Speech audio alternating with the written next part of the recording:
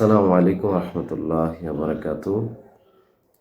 বাংলাদেশের প্রেক্ষাপটে এবং বর্তমান বিশ্বের অধিকাংশ জায়গায় ডিভোর্সের হার প্রচুর পরিমাণে বেড়ে যাচ্ছে এবং অলরেডি ঢাকার মধ্যে প্রায় লক্ষেরও উপরে ঘন্টায় ডিভোর্স হচ্ছে।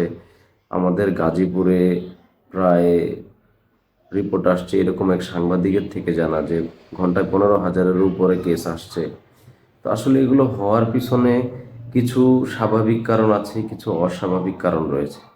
তো স্বাভাবিক কারণগুলো তো আমরা সবাই জানি যে ফ্যামিলিগতভাবে বনিবনা হচ্ছে না, এরকম কিছু কারণ হইতে পারে। কিন্তু যখন যেটা দেখা যায় আশ্চর্যের বা অস্বাভাবিকতা, যেটা হঠাৎ করে স্বামী স্ত্রীকে সহ্য করতে পারে না, স্ত্রী স্বামীকে সহ্য করতে পারে না, বা স্বামী ছোটোখাটো কারণেই খুব রাগ হয়ে যাচ্ছে, অথবা স্ত্রী সারাদিনে রকচটা হয়ে থাকে, অথবা স্বামী স্ত্রীকে দেখলেই রকচটা হয়ে যায়। এই যে সমস্যাগুলো, এইটার সব থেকে প্রধান কারণ হয়ে থাকে বদনজর এবং বিচ্ছেদের জাদুর সমস্যা, যেটা করে থাকেন আমাদের পরিবারের নিজের আত্মীয় স্বজনরাই। অনেক ক্ষেত্রে দেখা যায় ছেলের মায়েরা তাকে বশ করে, ছেলেকে বশ করে নিজের আয়ত্তে রাখার জন্য, ভালো করার জন্য করছে, কিন্তু হয়ে গেছে মন্দ।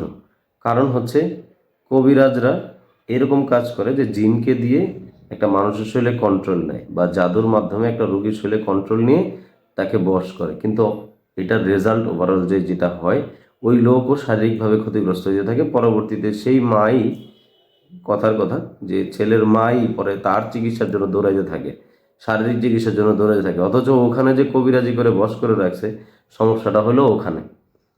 এবং মেয়েদের ক্ষেত্রে যেটা দেখা যায়, মেয়ের মা মেয়েকে বশ করার জন্য, অথবা স্বামীর থেকে মেয়েকে আলাদা করার জন্য, তার স্বামীর উপরে অথবা মেয়ের উপরে তাকে নিজের কাছে নিয়ে আসার জন্য, মেয়েকে নিজের কাছে রাখার জন্য, নিজের আওতাধীন রাখার জন্য, বা নিজের কন্ট্রোলে চালানোর জন্য মেয়ের উপর কবিরাজি করে। এতে সংসারে বিচ্ছেদ হয়। অনেক ক্ষেত্রে বিচ্ছেদের জন্যই করে থাকে, যে স্বামীর থেকে পুরোপুরি আলাদা করেই নিয়ে আসবে। আর অনেক ক্ষেত্রে ভালোর জন্য করে, কিন্তু হয়ে যায় বিচ্ছেদ। তো এই যে কবিরাজিগুলো, এই কবিরাজিগুলো থেকে আপনারা সবাই খুব সাবধানে থাকবেন, কারণ এটা কোনোভাবেই শরীরসম্মত চিকিৎসা না। জিন দিয়ে মানুষের শরীরে কন্ট্রোল করানো বা জাদু করানো, এগুলো শরীয়তে পরিপূর্ণ হারাম। এবং যে ব্যক্তি জিন দিয়ে কাজ করায়, সেও এই কাজ হারাম কাজই করতেছে। এই জন্য বুঝে শুনে চিকিৎসা নেওয়া উচিত, আমরা যে চিকিৎসায় নিব। এবং আমাদের মা বোনদের বেশিরভাগ দেখা যায় বাচ্চা কনসিভের আরেকটা প্রবলেম, মিসক্যারেজ হচ্ছে, ডক্টরের রিপোর্ট ওকে আছে, তারপরেও মিসক্যারেজ হচ্ছে, অথবা বাচ্চা কনসিভ হচ্ছে না।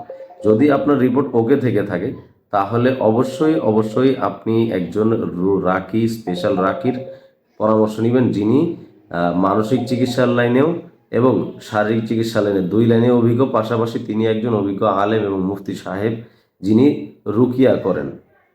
তো এই জন্য এক্সপার্ট ছাড়া, শরীরসম্মত চিকিৎসা ছাড়া এবং ডাক্তারি চিকিৎসা ছাড়া উল্টাপাল্টা না বুঝে শুনে কখনো কবিরাজি চিকিৎসা নিতে যাবেন না। এটা আপনাদের কাছে আমাদের অনুরোধ থাকবে। আল্লাহর হস্তে মুসলমান ঘরের সন্তান হলে আপনারা অবশ্যই অবশ্যই এখন থেকে সতর্ক হন। আসসালামু আলাইকুম রহমতুল্লাহ। ভালো থাকবেন, সুস্থ থাকবেন।